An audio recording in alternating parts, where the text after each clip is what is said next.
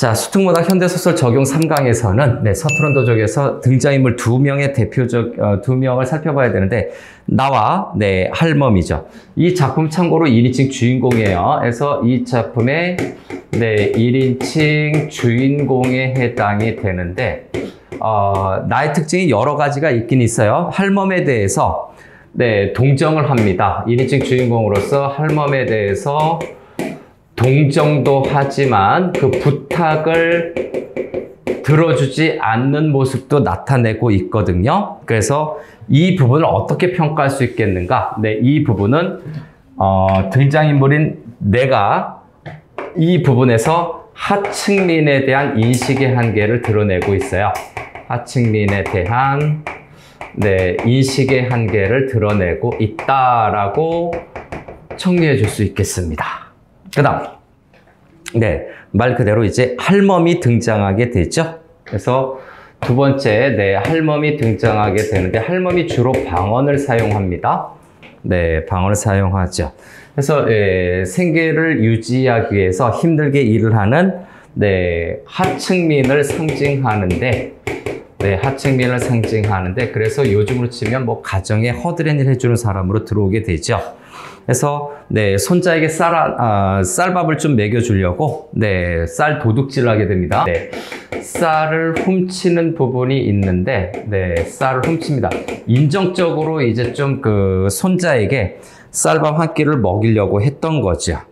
그래서 쌀을 훔치는 것인데 이것이 쫓겨나게 되는 원인이 되는 겁니다. 지금 우리 집에 일하러 들어왔다가 쫓겨나게 되는 원인을 제공을 하는데 이런 부분들은 결국 나의 깨달음을 유도하는 역할을 하게 되죠. 나의 자각 또는 나의 깨달음을 유도하는 계기가 되는 사건이기도 합니다. 하층민에 대해서 자, 등장인물을 좀 체크해 봤습니다. 자, 그 다음에 두 번째 주요 어떤 특징들을 좀 보게 되면 주제의식이나 그런 것 좀 나중에 일단 첫 번째 방언을 사용하고 있죠. 할멈이 주로 할멈이 방언을 사용하고 있는데 이 방언을 사용하는 것은 나름대로 사실감을 높여주는 기능을 합니다. 그리고 어떤 그 할멈에 대한 연민의 정서를 좀 더 강하게 느끼게 할 수 있겠지요. 그래서 사실감 또는 뭐 생동감 이렇게 얘기할 수 있겠죠. 특징 여러 가지.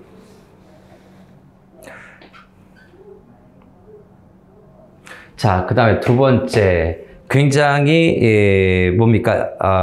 인물에 대한 그렇죠? 인물에 대한 어떤 그 요약적 제시가 나타나고 있는데 인물에 대해서 요약적으로 제시해 줌으로써 인물의 상황을 효과적으로 드러내고 있죠.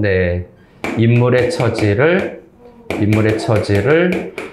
효과적으로 제시하고 있다.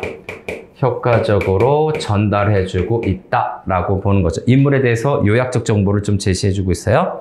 다음 세 번째, 비유적, 영탄적 표현을 사용하고 있거든요. 비유와 영탄적인 표현을 통해서, 영탄적 표현을 통해서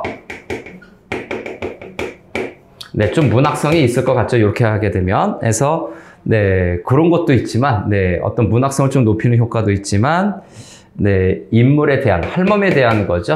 할멈이라고 하는 인물에 대한, 1인칭 서술자로서의 판단과 정서를 드러낸다. 그래서 인물에 대한, 1인칭 서술자로서의, 나겠죠. 서술자의 어떤 그 판단과 정서를 드러내고 있다. 판단과 정서를 드러낸다. 이런 평가도 할 수 있습니다.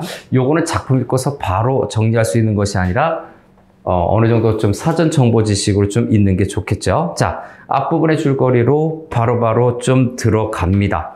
어떤 그 사건에 대한 어떤 반응이라든가 그 부분이죠. 그것들도 물론 더 있는데 요게 가장 주의해야 될 특징 중에 하나다.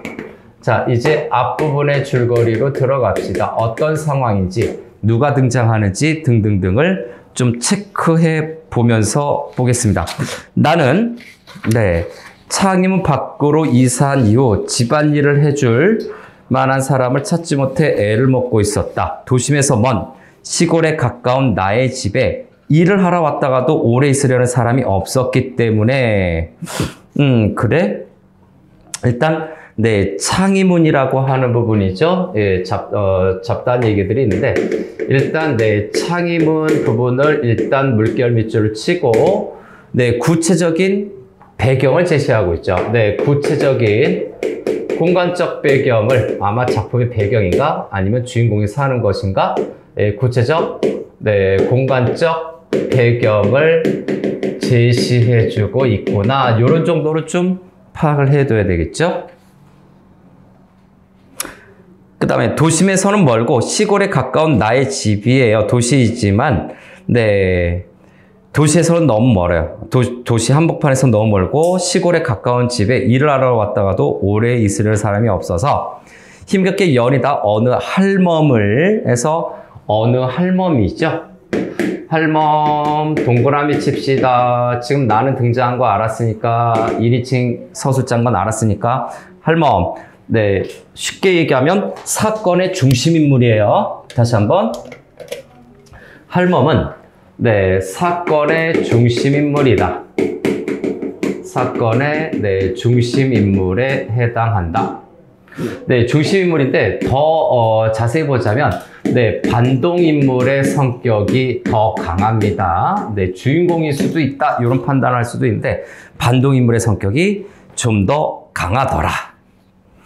다음에 이제 소설을 보니까 줄거리야 서술이야 라고 하는 부분으로 좀 나눠보려고 합니다. 아내의 전하는 말을 들으면 하는 부분이죠. 거기를 첫 번째 하루 이틀은 무사히 지나갔다. 거기도 서술인데 나리마넴 하는 부분에서 좀 살리소 하는 부분까지인가요?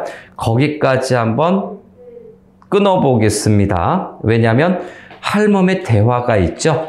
그래서 아내 전하는 말을 들으면 그 부분을 편의상 1번으로 좀 잡을게요. 그래서 다시 한번 편의상 1번 아내 전하는 말을 들으면 하는 부분부터 사람 좀 살리소 하는 그 부분까지 좀 끊어서 첫 번째 그는 제 일신에 하는 부분을 두 번째 단락으로 좀 할 거예요.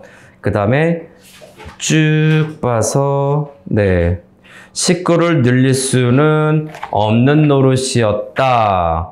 그의 청을 들을래야 들을 수 없었다. 거기를 두 번째 단락으로 나누는 그 부분으로 보고 그 다음에 나의 마음은 무거웠다. 그 부분부터 쭉 갑니다. 해서 보니까 잠꼬대처럼 호소를 중얼거리다가도 하는 부분에서 둔쭉 뻗어간다.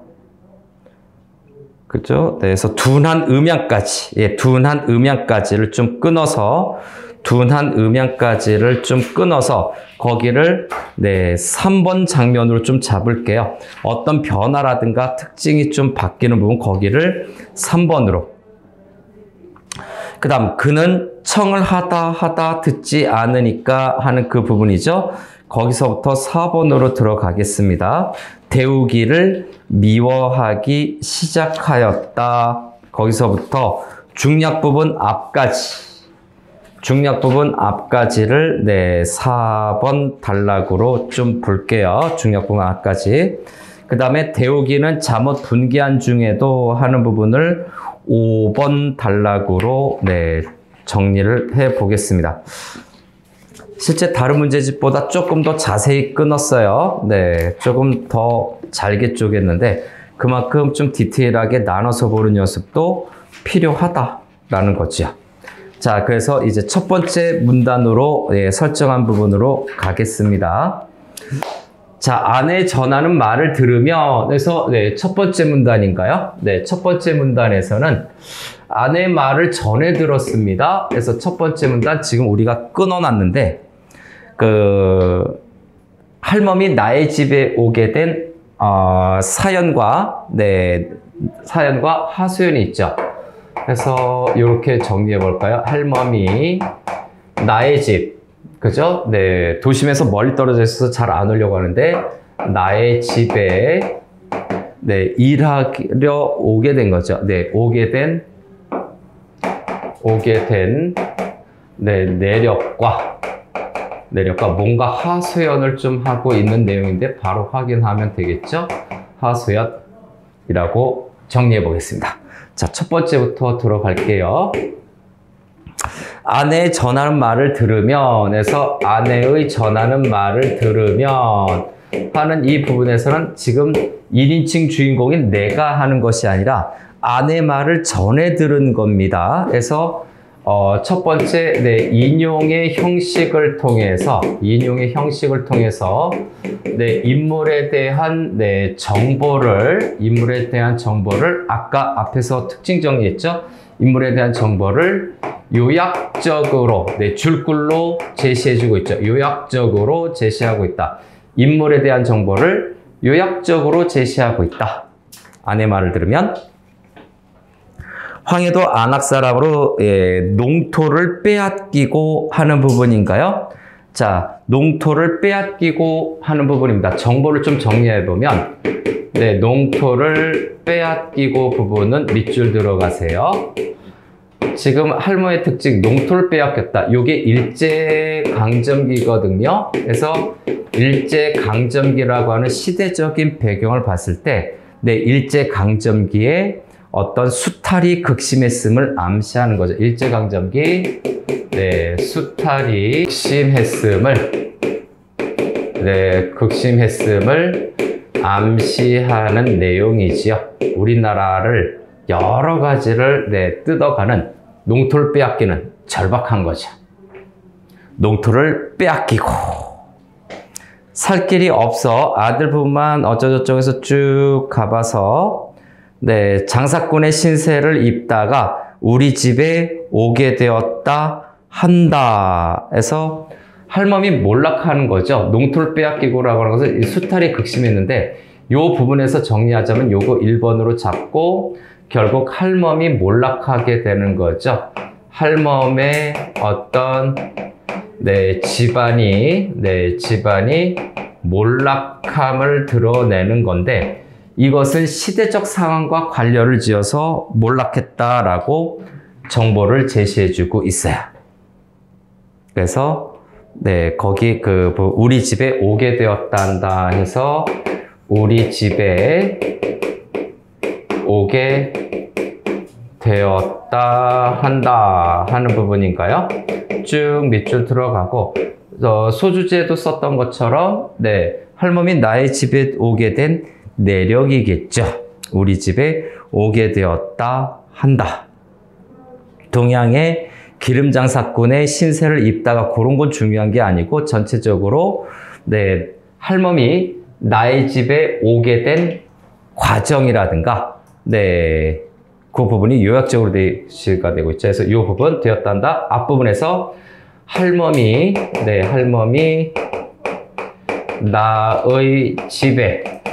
나의 집에 일하러 오게 된 그 과정을 일하러 오게 된 그 과정을 요약적으로 제시해주고 있어요. 요약적으로 제시해주고 있다. 그 과정을 요약적으로 일하러 오게 된 과정을 요약적으로 제시하고 있습니다. 하루 이틀은 하는 부분인가요? 네, 하루 이틀은 무사히 지나갔다. 그래서 하루 이틀은 좋았어. 사흘이 못되어 피차 얼굴이 조금 익어지자 그의 호소와 하소연이 6, 7월 장마 모양으로 그칠 줄 몰랐다. 자, 그래서 그의 호소인데 그가 바로 할멈이죠. 그래서 그 할멈이 하소연을 이제 슬슬 시작하는 건가요? 자, 하소연이 밑줄 들어가서 그의 호소와 하소연이 6, 7월 장마 모양으로 비유적이네요. 그의 하소연이 6, 7월 장마 모양으로 그칠 줄 몰랐다. 해서 몰랐다. 그칠 줄 몰랐다 하는 부분까지 쭉 밑줄 들어가서 할머니가 이제 요구하는 상황들이 좀 생기게 되는 거죠. 그래서 여기에서 그 장마라고 하는 부분을 좀 네모칸 쳐서 네, 비유적인 표현을 사용하고 있습니다. 그래서 여기는 비유적인 표현을 통해서 네, 비유적인 표현을 통해서 저기 얘기했죠.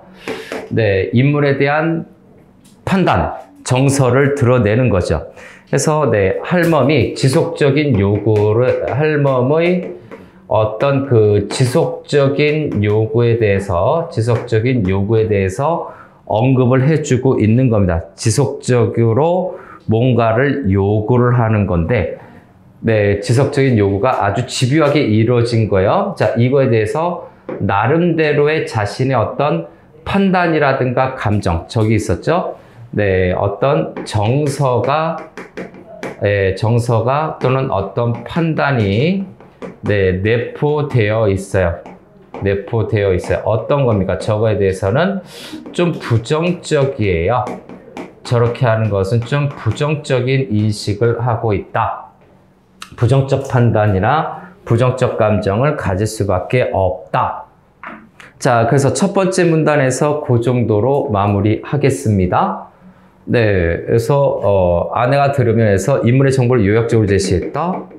그 다음에 네, 할멈의 집안이 몰락된 그 과정에 대한 핵심, 농토를 빼앗겼어요. 뭐 어디 누구 돈 받을 수도 있고. 그래서 우리 집에 오게 된 과정을 요약적으로 제시했는데, 또 비유적인 표현을 통해서 할멈이 지속적으로 뭔가 그 요구하는, 그죠? 네, 그 내용에 대해서 네, 좀 부정적인 뉘앙스로 얘기를 꺼내고 있다. 그 정도입니다. 인트로이기 때문에. 두 번째 문단 나누는 걸로 좀 갈게요. 제1신의 모든 어려운 사정을 한꺼번에 해결해 보려는 듯이, 자, 거기서 제1신의 모든 어려운 사정을 한 번에, 그죠? 네, 한 번에 해결해 보려는 듯 하였다까지 쭉 한번 또 밑줄 들어갑시다. 네, 한번 쭉 밑줄 들어갑시다. 자, 거기 밑줄하고 그 앞에 이제 대사를 좀 볼게요. 나리 마넴, 저 새끼는 뭡니까? 네, 할머니의 손자입니다. 그래서 거기 밑줄 쳐놓고 두 번째 문단 들어가죠. 이 앞에 좀 덜 마무리했나요? 그 할머니의 대사 부분이 있는데, 할머니의 요구가 있어요. 그래서 그걸 좀 빠뜨리고 왔네요. 하소연의 요구하는 내용이 뭐냐면, 밑줄 좀 쳐야 되겠죠. 저 새끼를 어떻게 하면 좋을수있까? 댁으로 대불고 와요. 13살이라도 못할 일이 없시다. 해서 댁으로 대불고 와요. 밑줄 치고 요구사항 1이에요. 그래서 할멈의 요구사항인데, 요 두 번째 문단 들어가기 전에 요구사항을 좀 정리하고 오는 게 낫겠네요. 예, 다시 앞으로 가서 5번으로 해서 할멈의 요구사항이 무엇인지 좀 정리할 필요성이 나타났네요. 자, 첫 번째. 손자를 네, 데리고 온다는 얘기죠. 데리고 온. 네, 이렇게 할까요? 손자를 데리고 오겠다라는 그 뜻을 나타내고 있죠.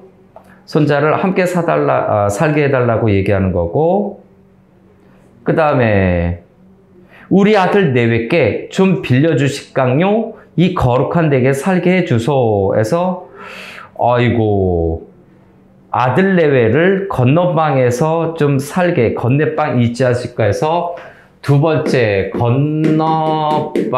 건너방이죠. 네, 건너방에서 아들 내외를 살게 해달라라고 요청하고 있어요. 아이고, 좀 많이 요구하네요. 아이고, 일해준다고. 단 돈을 10원이 10원만 선 월급으로 미리 좀 주실까요? 10원에 관련돼서 네, 선 월급으로 달라라고 얘기를 하고 있죠. 와, 일도 안 했는데 아직 가부를 먼저 해달래, 들어오기도 전에. 그리고 아들 내 살게 해주고 손자도 데려오겠다라고 얘기를 하고 있어요. 동리 사람에게 진 빈양을 갚아야 되겠시다. 나리마넴, 사람 좀 살리소. 야, 이거 봐라. 그래서 거룩한 댁 밑줄 들어가고요. 네, 거룩한 댁 밑줄 들어가고요. 그 다음에 사람 좀 살리소 밑줄 칩니다.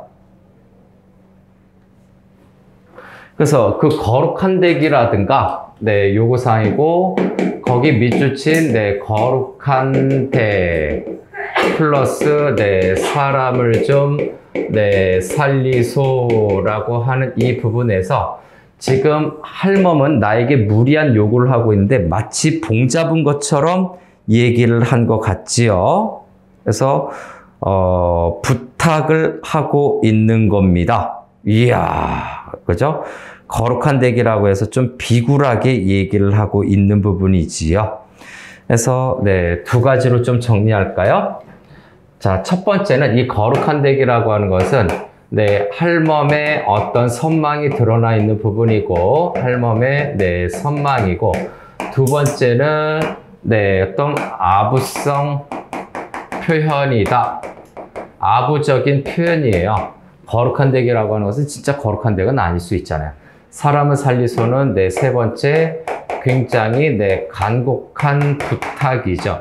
이 간곡한 부탁을 하고 있다는 건 그만큼 삶이 몰릴 대로 몰린 거예요. 삶에 절박함이 있다. 네, 절박한 상황에 몰렸다라고 정리해 줄 수도 있습니다.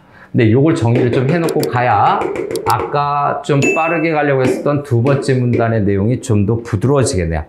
그는 제 일신의 모든 어려운 사정을 한꺼번에 해결해 보려는 듯 하였다. 그죠? 그래서 밑줄 들어가라고 얘기했죠. 제 일신의 자, 어려운 사정을, 네, 그래서 여기 7번으로 이어지면, 자, 어려운 사정을, 네, 한꺼번에 해결하려고 하는 좀 탐욕인가요? 한꺼번에 해결하려고 하는 이 부분이 좀 탐욕일 수는 있겠네요.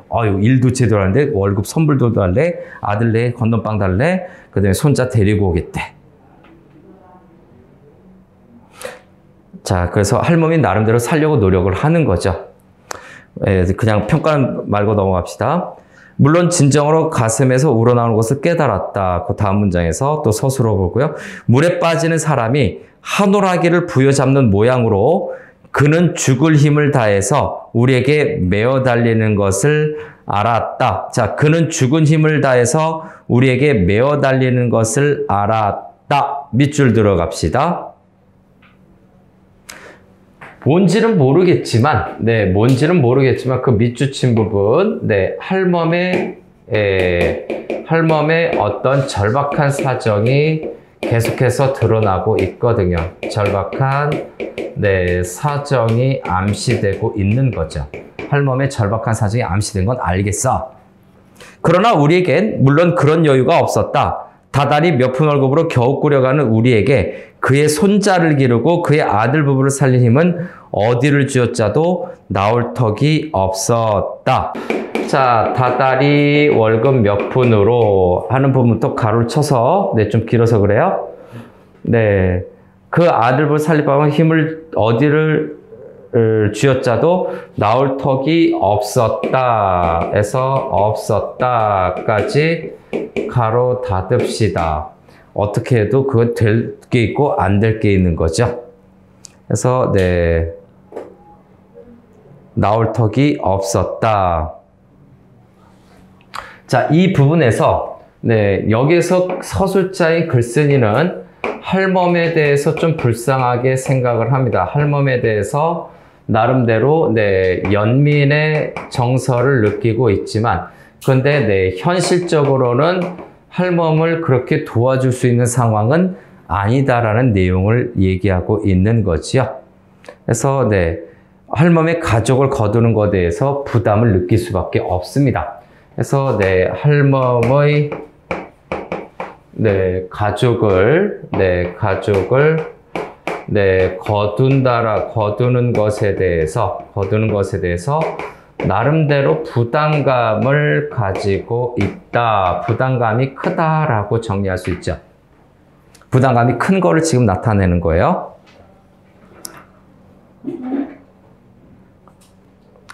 식구라야 우리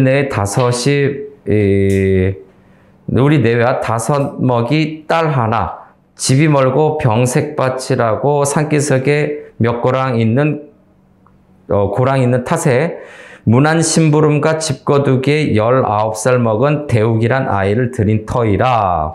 그래서 문안 심부름, 요런 거 안 쓰이네요. 집거두기, 거기서 또 가로칠까요? 문안 심부름과 집거두기에 19살 먹은 대욱이란 아이를 들인 터라. 대욱까지 가로치고 대욱을 동그라미 칩니다. 아, 일하는 사람을 하나 좀 들였구나. 안짬 자기 외에 사람 더 둘 필요는 절대로 없었다. 안짬 자기는 뭡니까? 그 집에서 먹고 자면서 집안일을 도와주는 사람이죠. 그래서 다시 한번 네, 문안 심부름. 야, 너 이거 가서 이것 좀 사와 라고 하는 머슴이라고 하진 않고요. 네, 문안 심부름을 해주는 네, 그 사람은 대우기가 있어서 인물 체크해야 되겠죠. 그래서 몇 번이니? 네, 10번째. 네, 대우 동그라미 쳐놓고 네, 거기에 관련되는 건 문안 심부름, 소소한 심부름을 해주는 사람을 이미 드렸어요. 네, 이리저리 좀 집 날라주고 뭐 그런 거겠죠. 그래서 요즘에 잘 안 쓰는 건데 문안 심부름, 네, 집 거두기인가요? 네, 문안 심부름 또는 집 거두기, 그죠? 네, 연결하세요. 집 거두기 하는 부분은 대욱이라는 사람을 통해서 일을 시키고 있고, 할멈을 통해서는 안짬 자기 외에 사람들 필요가 없다. 할멈이 딱하지만 식구를 늘릴 수는 없는 노릇이다 하는 부분이죠. 그래서 11번째에서 할멈 부분인가요? 할멈을 내가 드린 것은 여기서 먹고 자면서 안짬 자기 하면서 네, 돈 조금이라도 좀 모으란 얘기죠. 할멈 안짬 자기에서 화살표로 연결하세요. 나중에 이게 문안 심부름 문제 때문에 또 갈등이 발생이 될 거야. 아무튼 할멈이 사정이 아무리 딱하다 하나 해서 아무리 딱하다 하나 하는 부분에서 연민의 정서를 느끼고 있는 것 같습니다.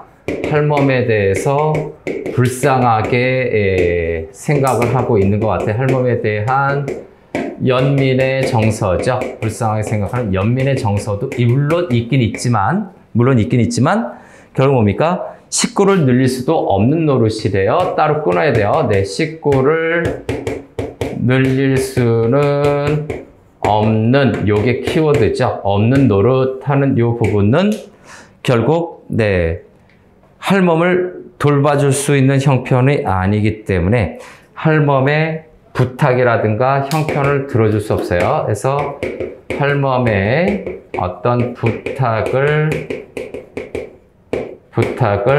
네, 들어줄 수 없는 거죠. 들어줄 수 없음을 암시하는 거죠. 식구를 굳이 늘릴 필요가 없어요. 그래서 이 부분이 소주제가 되는 겁니다. 할멈의 요구를 들어줄 수 없는 나의 상황이죠. 할머니 부탁을 들어줄 수 없는 상황을 암시하는 거예요. 이게 소주제가 됩니다. 나의 상황이, 그죠? 나의 상황이 암시적으로, 간접적으로 표현이 되고 있는 것. 자, 여기까지가 두 번째입니다. 그래서 첫 번째는 네, 할머니가 왔는데 하소연을 하게 돼요. 이런 하소연인데, 자, 그래서 어려운 사정을 한꺼번에 해결하려고 해서 네, 나의 상황을 지금 얘기하고 있는 거죠. 그래서 그 부분은 지금 방금 얘기한 대로 할멈이 나한테 무리한 요구를 하고 있어요. 그런데 나는 그걸 들어줄 수가 없죠. 그래서 두 번째 소주제인가요? 여기. 무슨 색으로 썼니? 네, 붉은색으로. 할멈의 요구를 들어줄 수 없는 나의 상황입니다. 그래서 여기는 간단히 정리하면 할멈의 요구, 하소연도 있고 요구가 있는데 요구를 들어줄 수 없는 나의 상황이 제시가 되고 있죠. 들어줄 수 없는 나의 상황을 지금 언급하고 있어요. 나의 관점에서.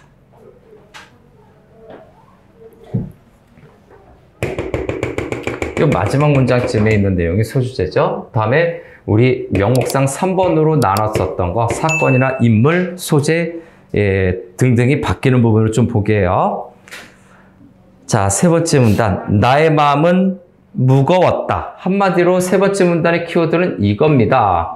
그래서 나의 마음은 무거웠다. 나중에 여기 소주제 설정되는 거 보면 요 심정이 그대로 반영이 됩니다. 나의 마음은 무거웠다.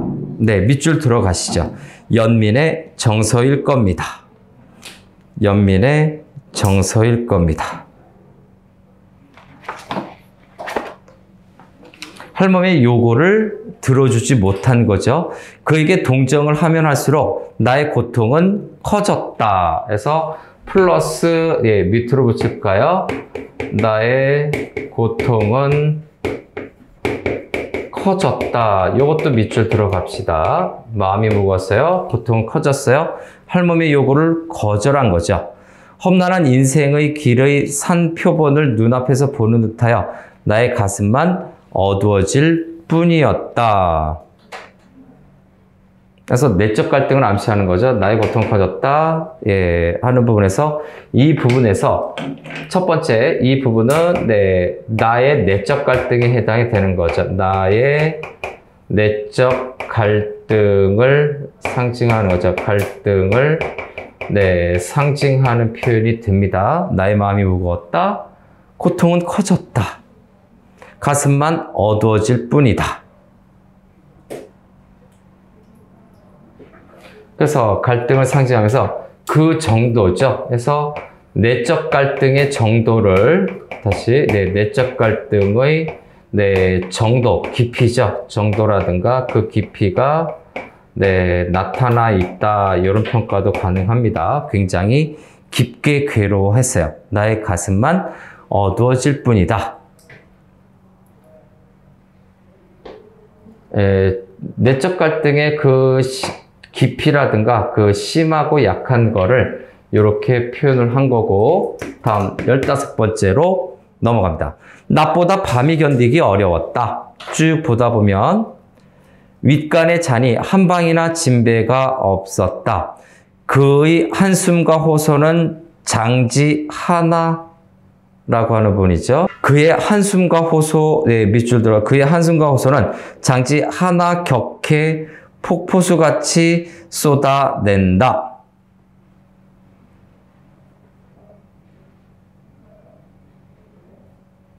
자, 그래서 분리되지 않은 공간의 특징이죠. 그의 한숨과 호소는 장지 하나 격해 폭포수같이 쏟아진다 해서 이거는 공간이 제대로 분리가 안 된 거거든요. 집 안에 공간 분리가 제대로 안 돼서 할멈의 요구가 계속해서 나타나는 거죠.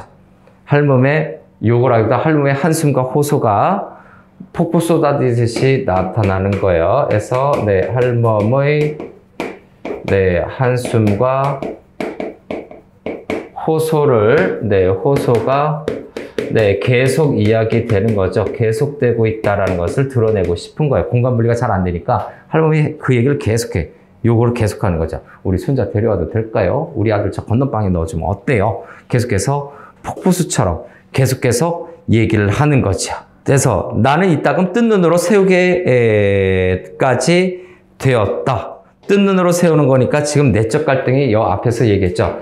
여기에서 호소가 계속돼서 이 부분은 나의 내적 갈등이 불면증으로 이루어질 정도로 내적 갈등이 고조되고 있다 또는 심해지고 있다, 이렇게 정리할 수 있겠네요.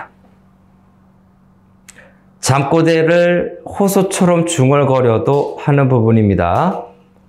잠꼬대를 아니라 잠꼬대처럼 호소를 중얼거려도 할머니는 잠꼬대처럼 또 그런 얘기들을 해.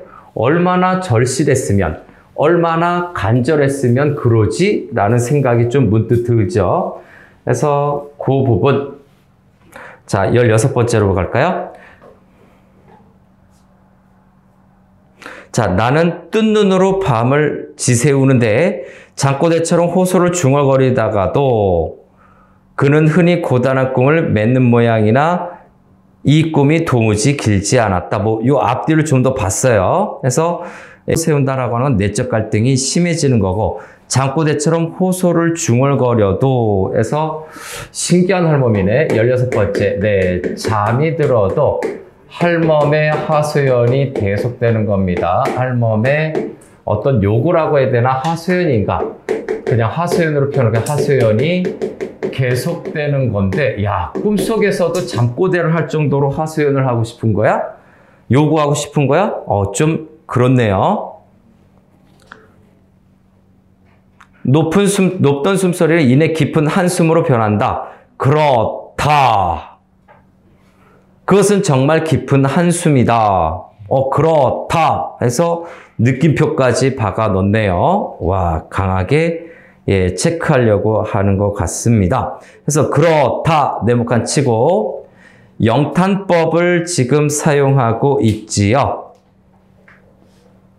그것은 정말 깊은 한숨이다. 해서 영탄법 반복법이에요. 그래서 그렇다 하는 부분인데 느낌표 붙어 있죠. 자, 영탄법이고 또 뒤에 보면 또 앞에 보면 뭔가가 좀 있겠죠. 그 산란한 괴로운 숨결, 둔한 음향, 이런 것들이 다 네모칸이 될 수가 있어요. 그래서 영탄법이 어떻게 됩니까? 영탄법이 반복 표현으로, 반복적으로 뒤에 이어집니다. 반복적으로 표현이 되고 있다. 영탄법을 반복적으로 표현하고 있어요. 어떤 거? 요 느낌표를. 그렇죠? 요 느낌표죠. 느낌표가 있는 영탄법이 그렇다. 그 산란한 괴로운 숨결, 둔한 음향, 영탄법을 계속해서 사용하고 있는데 반복적 표현. 요걸 통해서 그럼 뭘 드러내는 거라고? 할멈에 대한 나의 느끼는 바죠. 할멈에 대한 나의 어떤 정서죠. 정서 느낌을 어떻게 간접적으로 전달을 하는 거죠. 네, 간접적으로 전달하고자 하는 거고요.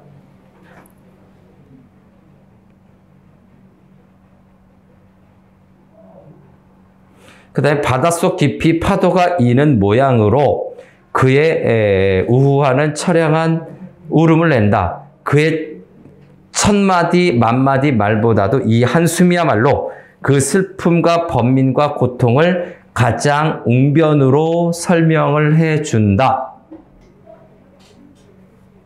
그래요? 그래서 네, 그의 한숨입니다. 그래서 할멈의 한숨이야말로 밑줄 들어갔어요. 한숨이야말로 그의 슬픔과 번민과 고통을 가장 웅변으로 설명해 준다.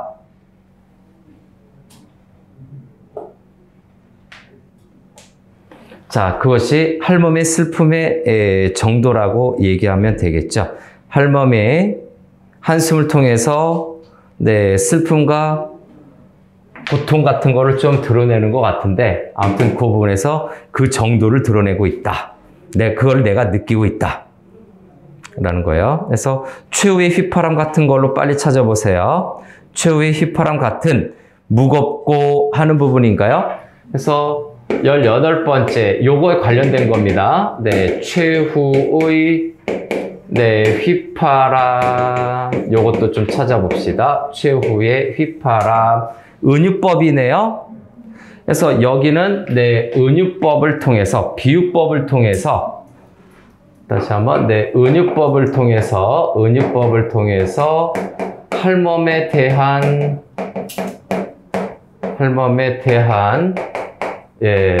나의 정서를 어떻게 하고 있다? 위에 똑같아요. 간접 제시하고 있다. 은유법, 그 다음에 영탄법, 이 두 가지가 할멈에 대한 나의 어떤 마음 상태를 간접적으로 제시해주고 있다라는 점.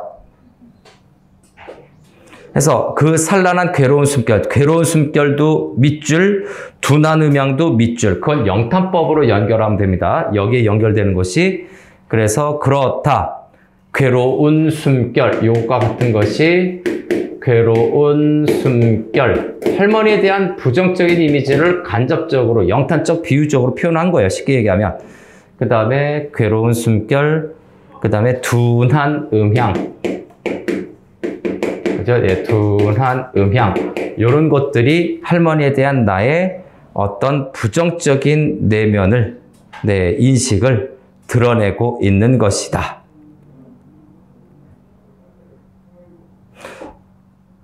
자, 괴로운 숨결, 둔한 음향. 행위의 주체는 뭡니까? 최후의 휘파람 다음에, 최후의 휘파람 다음에 괴로운 숨결, 둔한 음향은 할멈이 내는 소리들이에요. 괴로운 숨결이라든가 둔한 음향은 할멈이 내는 소리다 라고 봐야 되겠죠.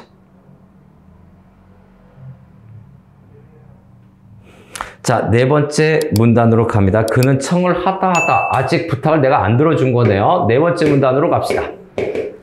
그는 청을 하다 듣지 않으니까 대우기를 미워하기 시작하였다. 사건 변화 나타났죠. 그래서 대우기를 19번째죠. 대우기를 미워하기 시작했다. 미워하기 시작 밑줄 쳐두세요. 자, 앞에 소주제도 좀 정리해 갖고 올까요? 그래서 세 번째 문단은 할멈이 끈질기게 나에게 요구를 해요. 그래서 할멈의 끈질긴 요구에 나이가 내적 갈등을 느끼고 있어요. 할멈의 끈질긴 요구에 대해서 나의 내적 갈등 드러난다라는 거지. 아니, 돈 주고 밥 먹여주고 하는데 내가 갈등을 느껴야 되다니 이런 상황이 되겠네요. 예, 그런데 그 끈질긴 요구를 들어주지 않으니까, 그죠? 그래서 들어주지 않으니까 다른 생각을 좀 하게 된 거예요. 대옥을 미워하기 시작했다라고 하는 건데, 다음 바로 저놈만 없으면 내 손자가 있게 될 텐데 밑줄.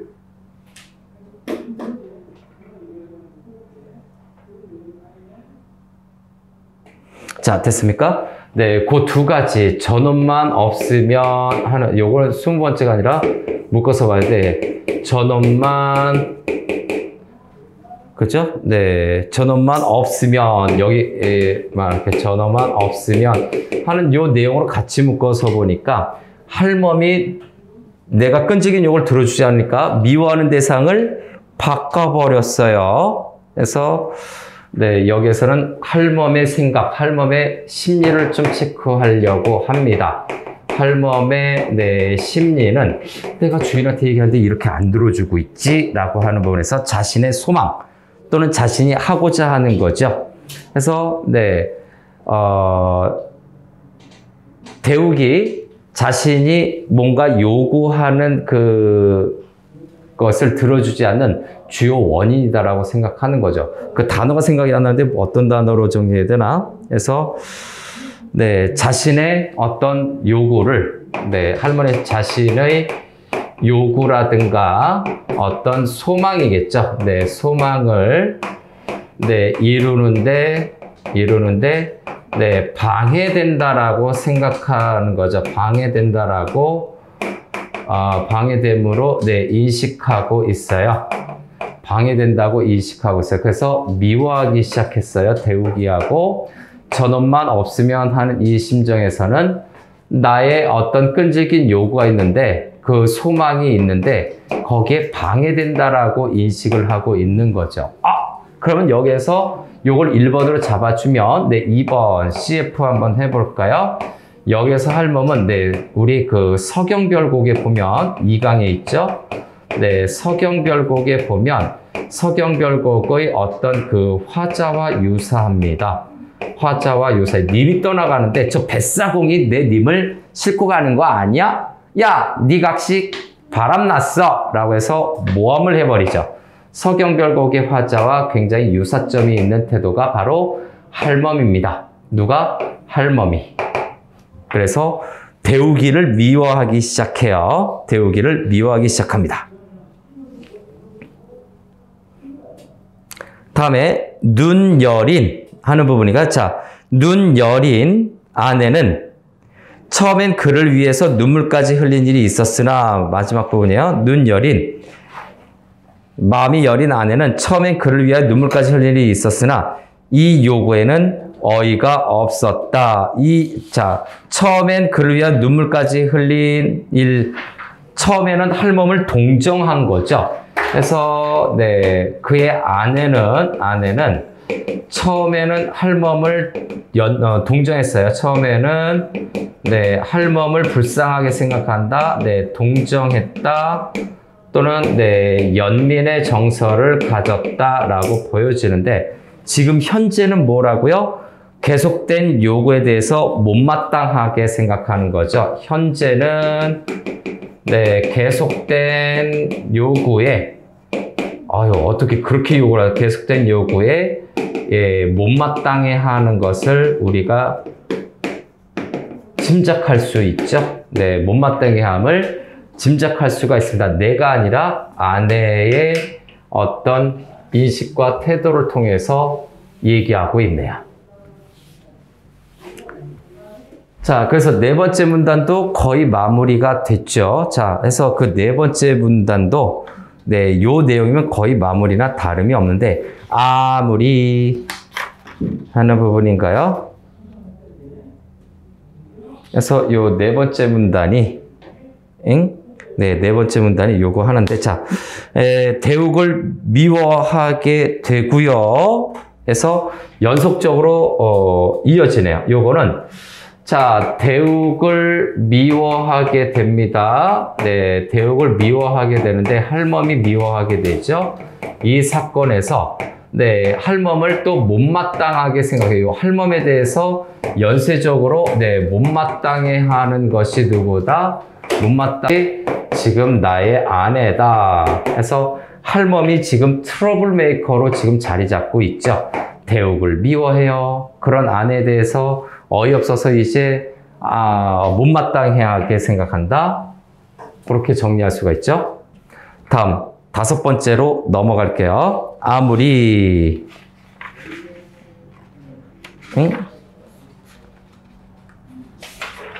그렇죠? 네, 네 번째. 이거 조금 더 남았구나.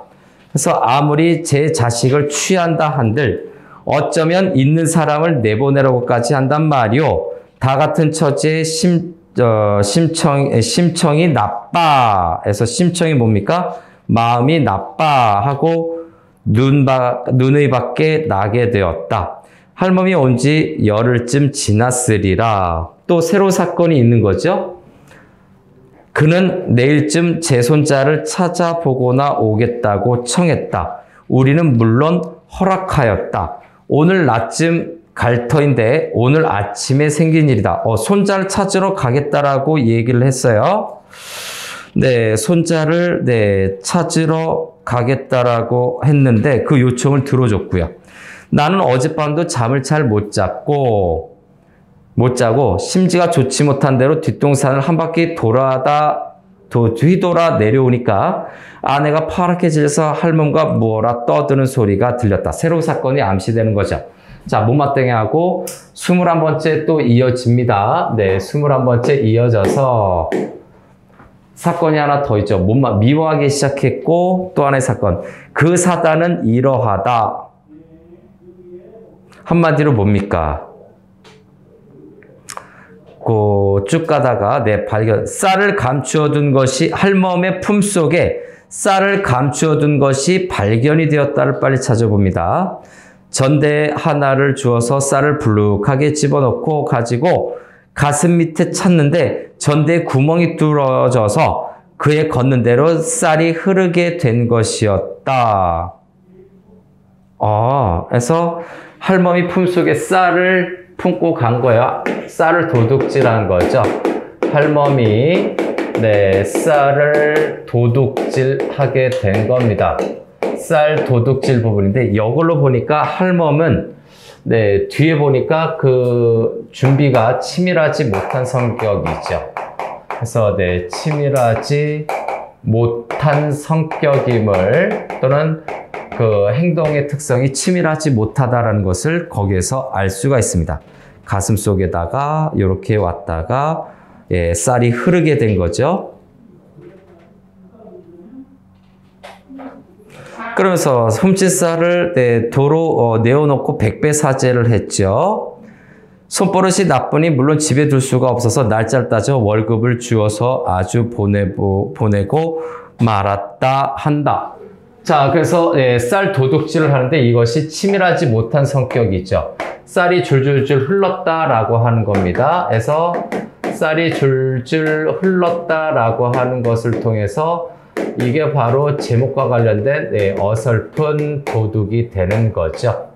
어설픈 도둑의 이미지가 나타나는 겁니다. 쌀이 가지고 가는데 줄줄줄줄줄줄 어설픈 도둑 또는 서투른 도둑이라고 합시다. 어설픈 도둑보다 작품 제목을 활용해서 서투른 도둑이다 라고 볼 수가 있겠죠. 네, 서투른 도둑이라는 그 이미지가 나타나면서 또 플러스 제목과 관련이 되죠. 제목과 관련돼서 이러한 할멈의 이미지를 작품의 제목으로 삼았군 하고 느껴볼 수가 있을 거예요. 그래서 내가 그 사건에 대해서 요약적으로 제시하고 있습니다. 이 부분에 대해서 이제 할머니를 내보내게 되죠. 그래서 22번째는 거기 나는 그대로 출근했다가 그 부분에서 날짜를 따져 월급을 주어서 아주 내보냈다라고 하는 부분이죠. 아주 내보냈다라고 하는 이 부분은 할멈을 쫓아낸 거예요. 그래서 요거는 할멈을 다시 한번 할멈을 쫓아낸 것으로 정리할 수가 있죠.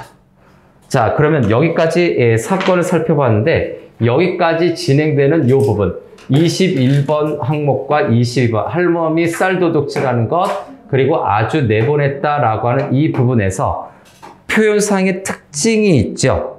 일단 지금 내가 특징을 할 때, 내가 표현을 할 때 일단 인물에 대한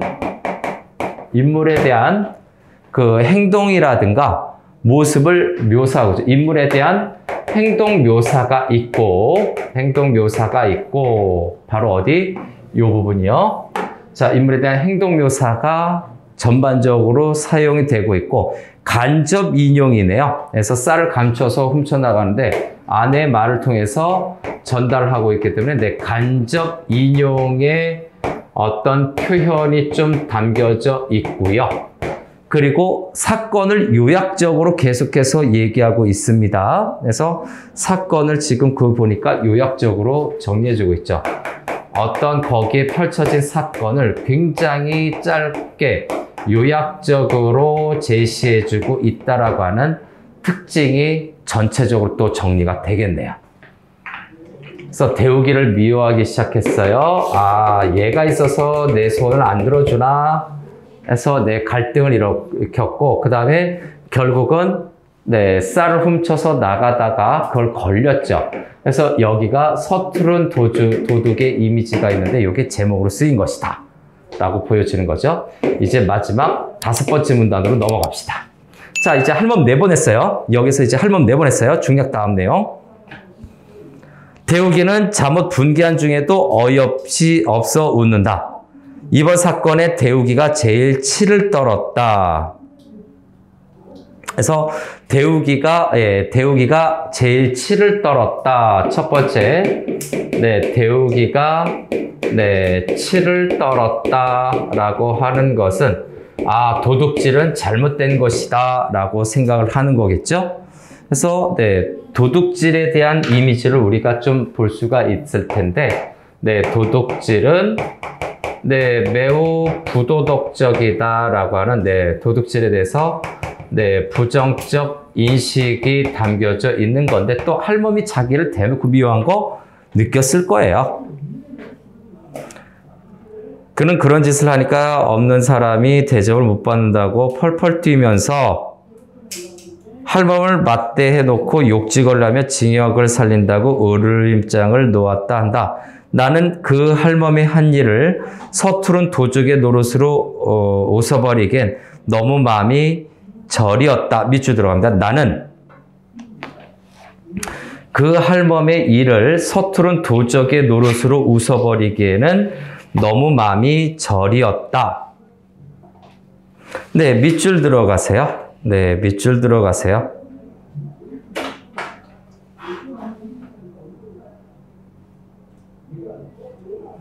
자, 됐나요? 네.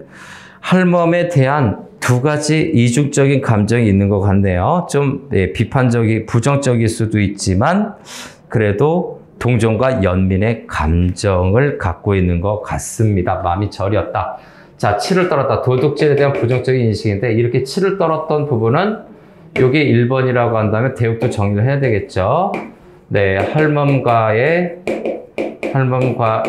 네, 갈등이 네, 심했음을 중략 부분에서 암시했겠죠. 심했음을 예, 충분히 짐작할 수 있는 부분이고, 그 다음 방금 살펴보려고 했던 그 부분. 네, 웃어버리기엔 너무 마음이, 그죠? 네, 마음이 절이었다 하는 부분까지 밑줄 들어갑시다. 마음이 절이었다. 도둑질한 거에 대해서는 나름대로 좀 비판적으로 생각하는 것 같은데, 요거는 할멈에 대한 연민이죠. 네, 할멈에 대한 연민 또는 동정이라고 해야 되겠죠. 불쌍하게 생각하는 연민과 동정의 심리가 나타나는 걸로 보여집니다.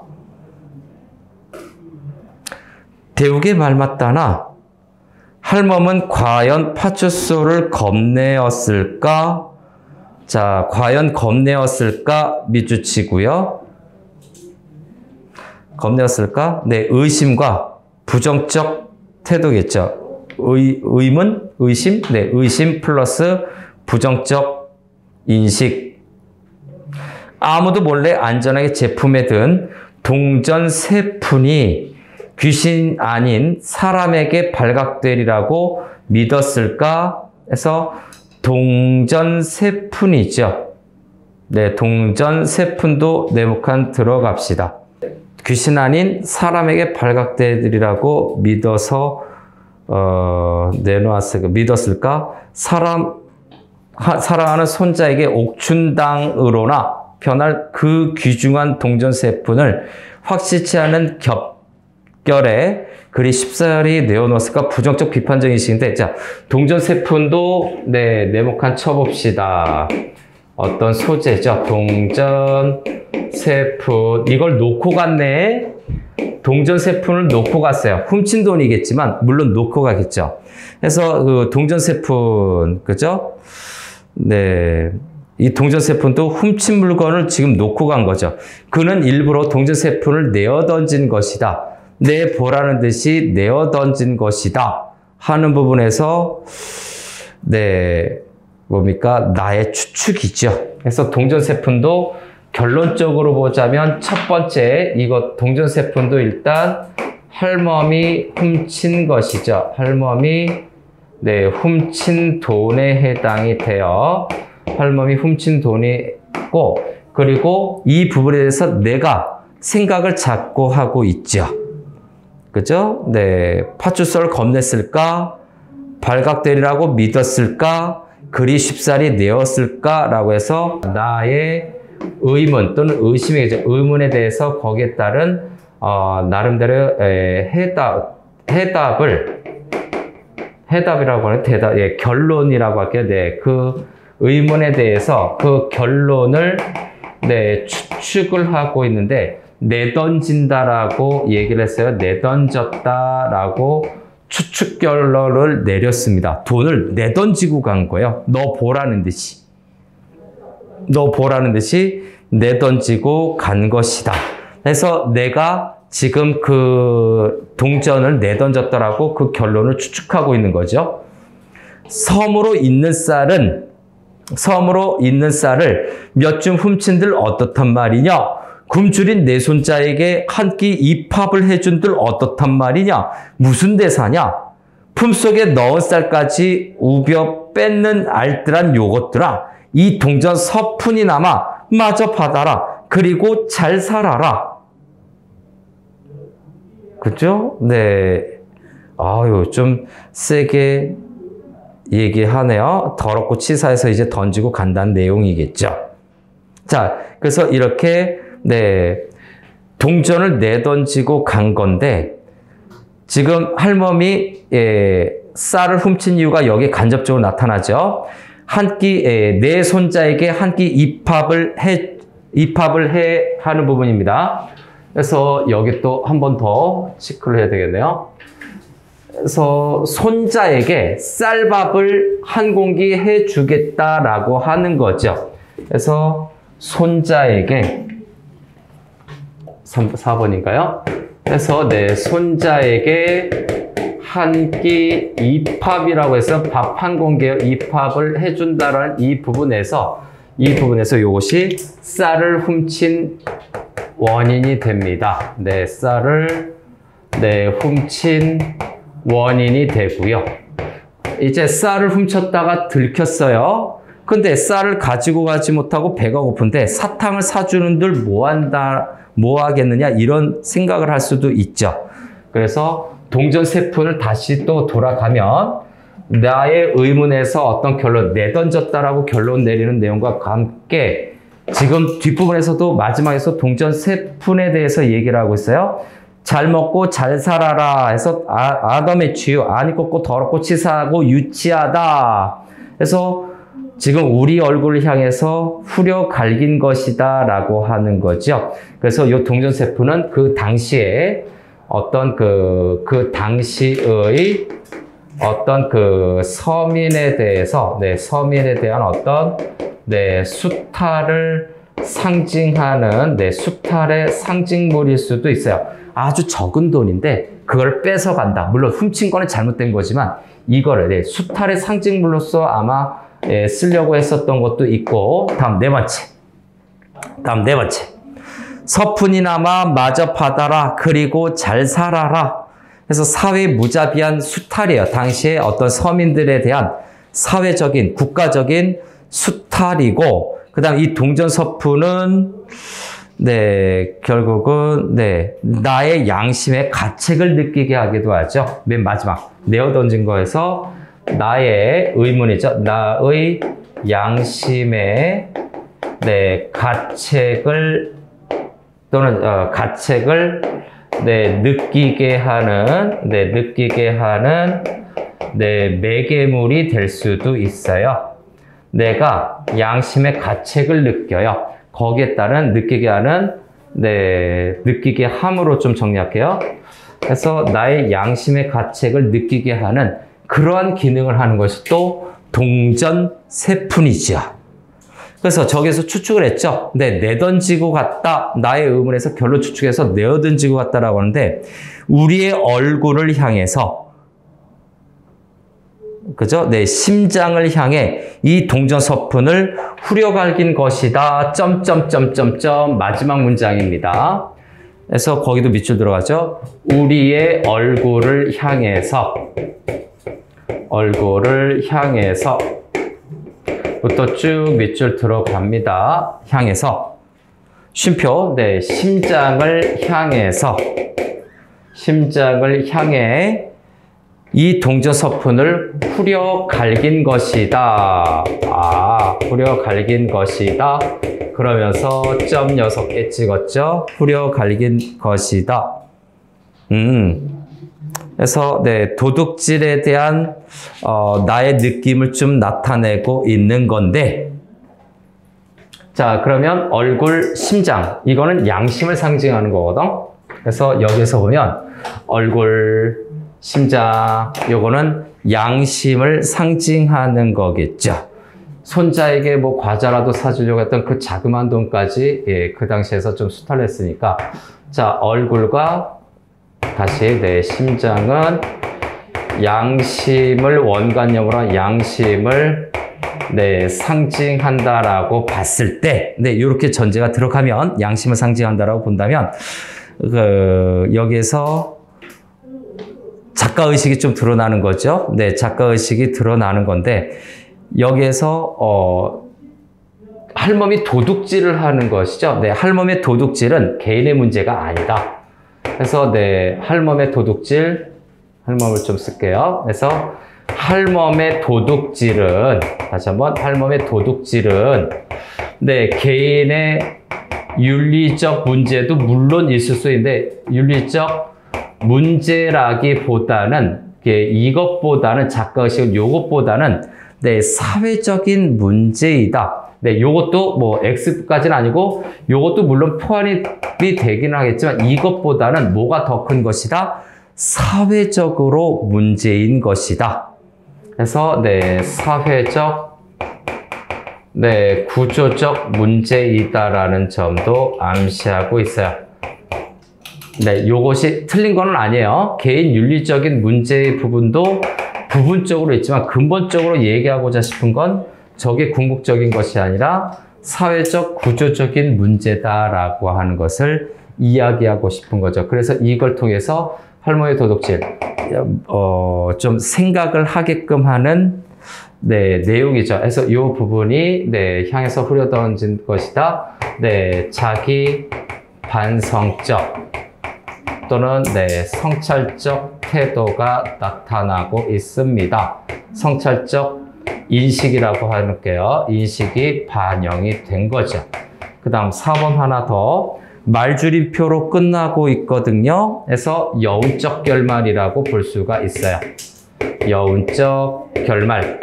개방적 결말이라고도 얘기합니다. 개방적 결말에 해당이 되는데 작가가 읽는 독자로 하여금 주제의식이 뭔지, 우리가 뭐를 더 느낄 수 있는 건지, 그죠?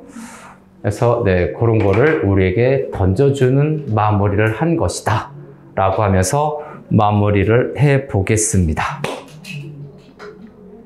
그래서 쌀 훔쳐간 거, 그래서 여기서 쌀과 동전 세 푼이 마지막에서 여러 가지 성찰하고 반성하게 하는 매개체가 됐다. 어떤 개인적인 차원보다 사회적인 차원에서의 반성과 성찰을 유도하는 매개물로 사용이 됐다.